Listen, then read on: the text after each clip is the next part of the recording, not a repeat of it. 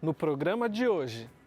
Os desafios e os retratos de transformação vivenciados pelos colaboradores da ADRA na área da inclusão, saúde e nutrição.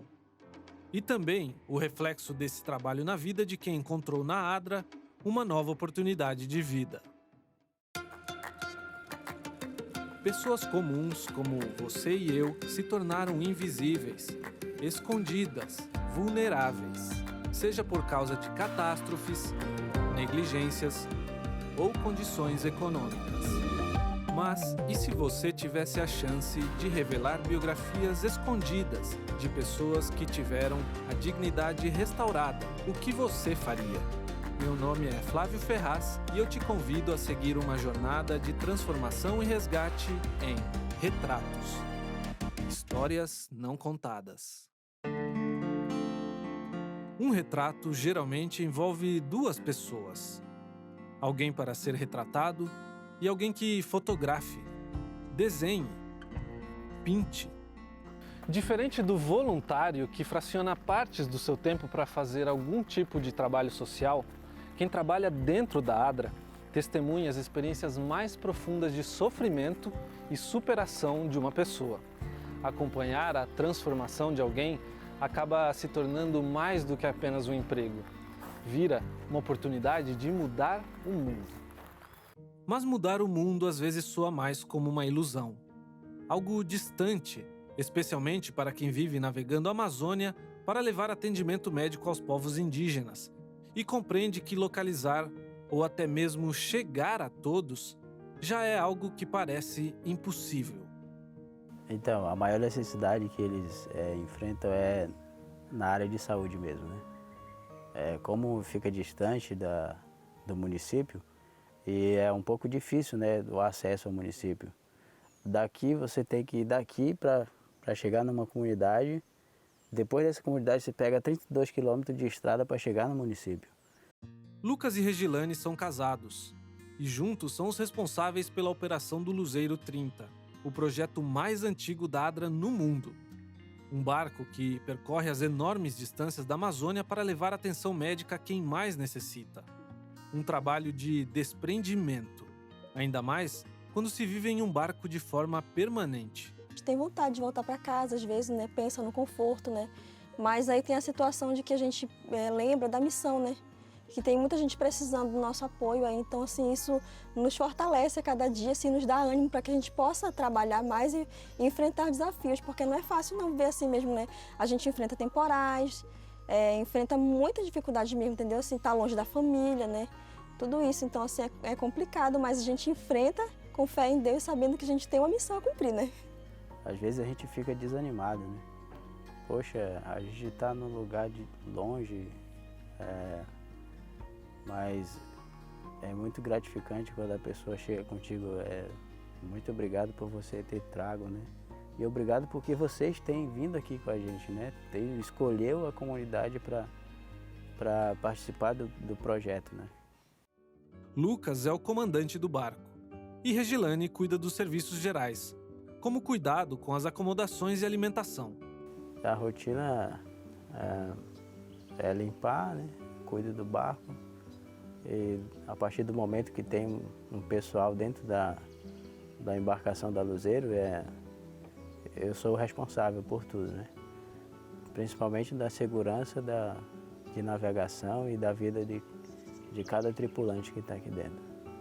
Eu acordo super cedo, né? Então assim, eu já fico com a parte, quando tem missão, principalmente, né? Mais cedo ainda, porque tenho que tomar conta da cozinha, né? Faço comida para os missionários, mas enquanto isso, fora de missão, eu estou com as crianças, evangelismo, né? Dando estudo bíblico, fazendo alguma coisa na parte espiritual mesmo, né? Barcos médicos como o Luzeiro 30, para ir longe e passar meses sem precisar voltar à cidade, precisam ser próprios para isso. O barco tem quarto, banheiro, cozinha e o necessário para que, além de Lucas e Regilane, outras 4 pessoas, quase sempre médicos, vivam no barco. Lucas me mostra as dependências do barco e como ele funciona. Então, vamos lá conhecer a Luzeiro 30. Começando aqui, ó, pela cabine de comando. A gente tem aqui o painel da máquina, né? Esse aqui é de refrigeração da água da máquina. Aqui, se essa luz aqui piscar em algum momento, a gente já tem que ficar atento porque está faltando água de refrigeração na máquina. Eu tenho uma curiosidade, porque como toda máquina, pode dar problema, pode quebrar, você pode ficar na mão em algum lugar sem contato.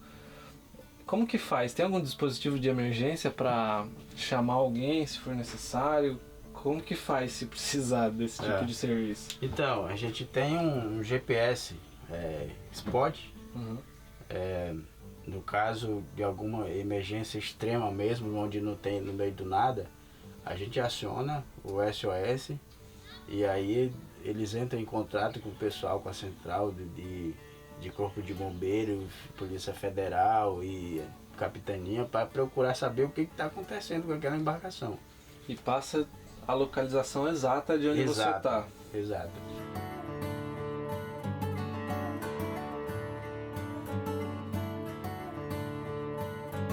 Aqui é o lugar da onde sossega durante a noite do comandante.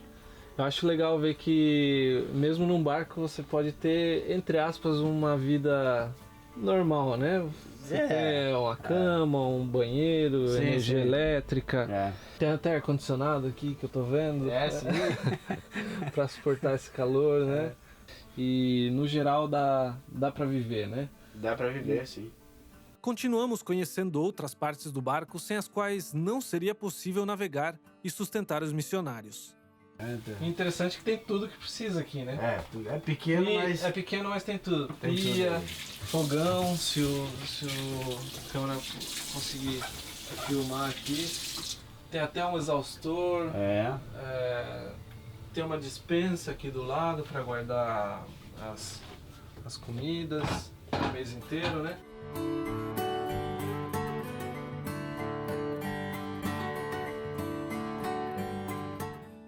Amair foi uma das pessoas alcançadas pelos missionários da lancha Luzeiro. Com um problema de visão, há alguns anos Amair recebeu atendimento médico que aliviou os efeitos da sua condição. O impacto do Luzeiro foi tanto que hoje ele mesmo se tornou um voluntário da ADRA. Então, na época, trabalhando com eles, né? E aí perceberam, né? Principalmente o diretor, né? Percebeu que eu tinha problema de visão, né? E ele não fez rodeio, né? Me levou para Manaus, né? Mandou fazer a cirurgia, né? Pela conta da ADA, né? E até óculos, né? Compraram, né? Para mim óculos. Aquilo dali já foi um toque, né? Que Deus estava já antecipando, né? Na minha vida, né? Como resultado da presença da ADRA na vida de Amair no passado, Lucas, que é o seu filho, se tornou o comandante das lanchas médicas que um dia chegaram até ele. Tanto para Lucas quanto Regilane, esse feito é o motor que tem movido o barco pelos rios da Amazônia. Saber que Deus está nos usando, né? Está me usando para que eu possa ajudar outras pessoas através do meu dom, do meu talento, né? E de alguma forma tá ali querendo fazer o bem por elas, né? Então assim, eu fico feliz por isso, né? É bem legal. E quando você sai de lá, você já fica com o sentimento de que eu não quero sair daqui, né? E as pessoas choram, se emocionam. Cara, isso é muito gratificante. A gente fica bem feliz mesmo em poder ajudar de alguma forma na obra evangelística.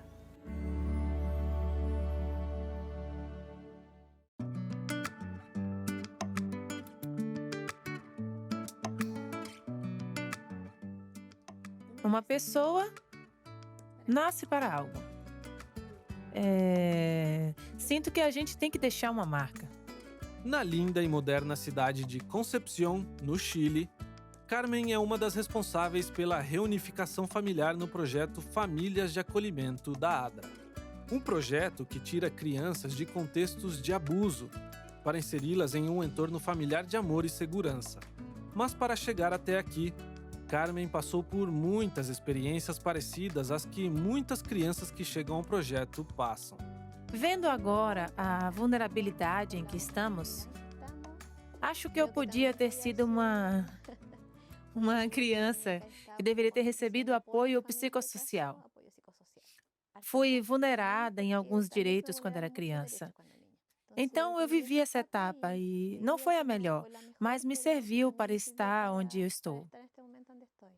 Carmen tenta me explicar as consequências e implicações da vulneração aos direitos da criança e pergunto por que decidiu atuar nessa área. Por que trabalhar com as crianças? Porque eu não quero que se repita a história com outra Carmen. Carmen se tornou uma assistente social e já leva 18 anos nessa profissão. Hoje, ela é uma das assistentes sociais do programa de famílias de acolhimento e trabalha para dar às crianças vítimas de abusos e maus-tratos um ambiente seguro e de amor. Me entregaram o caso e começo a me vincular com as famílias. Conto do que se trata esse programa, o que precisamos da parte deles e como vamos abordar o seu bem-estar. Mas com muito respeito. Paralelamente, com as famílias de acolhimento, eu também trabalho com as famílias de origem. Nosso objetivo principal é a revinculação com eles, que a criança volte a viver com seu pai, com sua mãe ou algum dos dois. O processo de atuação do projeto de famílias de acolhimento pode levar muitos anos até que se conclua qual o melhor futuro para a criança. O trabalho nesse tipo de projeto social traz questões complexas. Carmen precisa de muita sensibilidade para lidar com casos de negligência e abuso infantil que tramitam em processos judiciais. Acho que aqui o mais importante é o compromisso com o trabalho. Compromisso. E este não é um trabalho onde a pessoa, às 6 da tarde, fecha a porta e pronto, vou embora do trabalho. Este não é qualquer trabalho. Eu vi crianças que chegaram muito tristes, com seus olhos de pena. E depois, quando saem, se tornam crianças felizes que sorriem. Há famílias que também chegam, família de acolhimento com muito temores, mas depois, quando descobrem que podem se adaptar, nós transmitimos os cuidados pessoais e eles vão embora muito felizes e agradecidos pela oportunidade que eles têm de assumir uma criança e com um ensino respeitoso. Hoje, com 19 anos, Juliana se viu desde cedo enfrentando situações de risco na infância, onde sofreu abandono. O caso chegou ao programa de famílias de acolhimento da ADRA e Rodrigo e Cláudia, um casal com 4 filhos biológicos, decidiu acolher Juliana. Não sabíamos realmente onde estávamos entrando, mas depois, aos poucos, começamos com workshops, com psicólogos. Então, tudo foi se estruturando e aprendemos a viver com Juliana. Me ajudou a desabafar um pouco mais. Antes eu era uma pessoa antissocial, que não gostava de estar com as pessoas. Agora eu gosto de ser mais positiva, falo com as pessoas, eu gosto de me dedicar às coisas. Se a família de acolhimento não existisse, acho que a Juliana estaria perdida. Ela percebe isso. Se eu não estivesse aqui, não sei o que seria da minha vida, ela me disse. Tem uma frase que diz: o sangue não faz a família, o amor faz a família. Uma coisa assim, não me lembro. Entendi que não seria a pessoa que sou agora.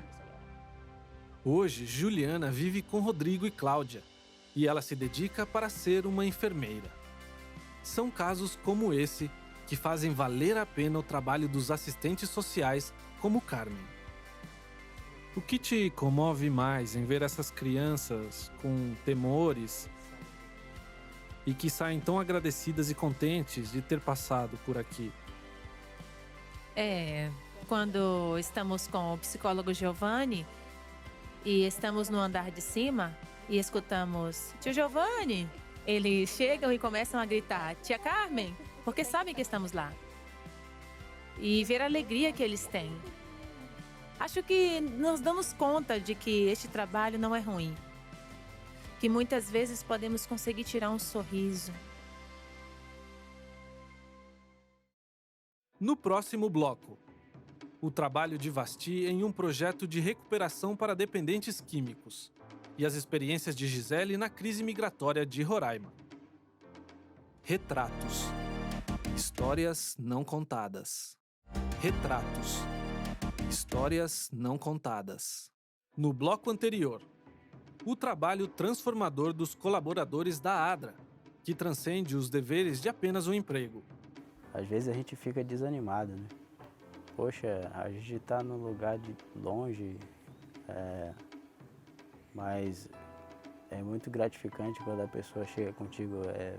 Muito obrigado por você ter trago, né? E obrigado porque vocês têm vindo aqui com a gente, né? Escolheu a comunidade para participar do projeto, né? Eu vi crianças que chegaram muito tristes, com os seus olhos de pena. E depois, quando saem, se tornam crianças felizes que sorriem.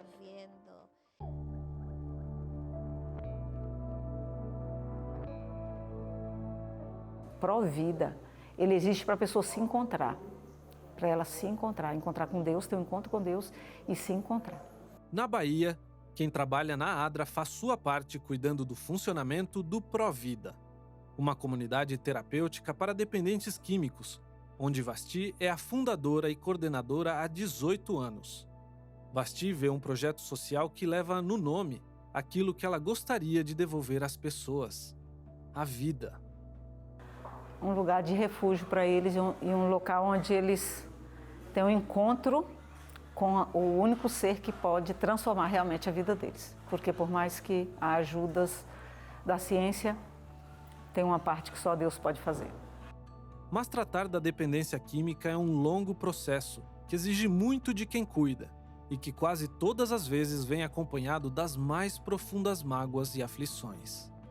Quando a gente fala de dependência química, eu acho que cada caso é um caso, né? Mas eu queria saber de você o seguinte: no geral, as pessoas que chegam aqui no Provida para se reabilitarem, em que condições elas chegam? Todas elas chegam decepcionadas, mas assim, como se fosse assim, no fundo do poço, como se costuma dizer, quebradas, arrasadas mesmo, triste. Para pessoas nessa condição de pessimismo, Vasti e os demais integrantes do Provida são aqueles que transmitem os valores que foram deixados de lado e a presença de uma rotina estimulante que anime a cada um. A gente sempre volta para o princípio, aquilo que Deus criou, né? As leis da natureza, horário de descanso que eles não têm, né? Troca a noite pelo dia. Então a gente procura regularizar tudo aquilo que o organismo precisa, né? Então eles têm palestras sobre saúde. Mas aí eles têm uma atividade, a gente coloca neles a rotina que qualquer cidadão precisa ter, né? Levantar de manhã, ter seu momento com Deus, aqueles que querem, e ter as suas atividades. O trabalho feito por Vasti alcançou pessoas como Adonis, que após várias tentativas de reabilitação no Provida, saiu recuperado da dependência química. Comecei um tratamento durante os 9 meses, de desintoxicação e as demais coisas. Completei meu tratamento, terminei meus estudos, tinha um sonho de fazer uma faculdade. Hoje, graças a Deus, prestei um vestibular em dezembro e em 2009 eu entrei aqui na FADBA. E hoje eu estou aqui, né? Várias vezes, se a gente fosse olhar o regulamento, as regras, ele não teria ido até o final. Mas quando você vê o ser humano como um filho de Deus, e você tem aquela responsabilidade diante de Deus, um dia Deus pode te pedir conta. O tempo que ele passou ali, o que você fez por ele? Da mesma forma como eu preciso de perdão, ele precisava. E hoje ele sabe, ele é tão grato, ele é tão feliz, você vê a vida nele assim, pelas chances que ele teve com Deus, o resgatou. E foi um resgate mesmo. Valeram as chances? Todas. Isso é bom para eu lembrar dos outros quando acontecer.